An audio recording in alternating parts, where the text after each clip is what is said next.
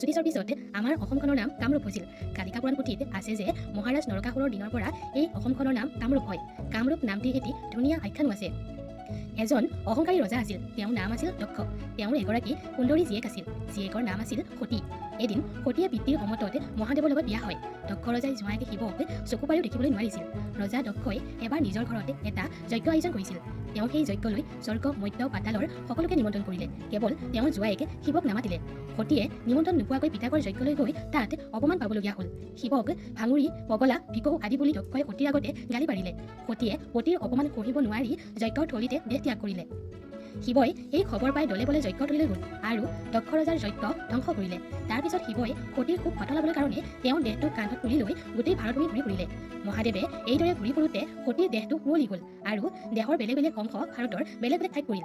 সতীৰ অংগ পৰা ঠাইবোৰ তীৰ্থস্থানতে পৰিণত হ'ল। সতীৰ দেহ শেষ হোৱাৰ পাছত মহাদেৱ মহা তপস্যাত মগ্ন হ'ল। মহাদেৱৰ এই তপস্যাত স্বৰ্গৰ ইন্দ্ৰ আদি দেৱতাসকলৰ মনত ভয় উপজিল। তেওঁলোকে আলোচনা কৰি শিৱৰ তপস্যা ভংগ কৰিবলৈ কামদেৱক পঠিয়াই দিলে। কামদেৱক দেখি মহাদেৱৰ বহুতো খং উঠিল। মহাদেৱে খঙতে কামদেৱক ভস্ম কৰি দিলে। কামদেৱৰ ঘৈণীয়েক ৰতিয়ে তেওঁৰ গিৰিয়েকক জীয়াই দিবলৈ মহাদেৱক কাকুতি কৰিলে। ৰতিৰ কাকুতিত মহাদেৱ তুষ্ট হ'ল। তেওঁৰ বৰত কামদেৱে আমাৰ এই অসমতে পুনৰ জন্ম পালে আৰু নিজৰ ৰূপ লাভ কৰিলে। তেতিয়াৰ পৰা এই অসমখনৰ নাম কামৰূপ হৈছিল।